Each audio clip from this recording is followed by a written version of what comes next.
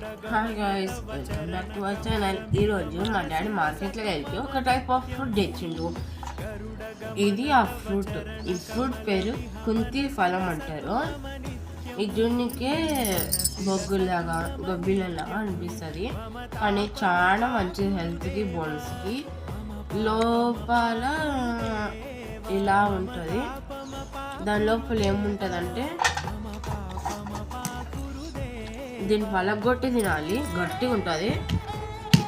ఒక కేజీ 200. మీ ఊళ్ళో ఎంతగా చెప్పాలి కామెంట్లో. అట్లే మీ యూజర్ నేమ్ చెప్పాలి.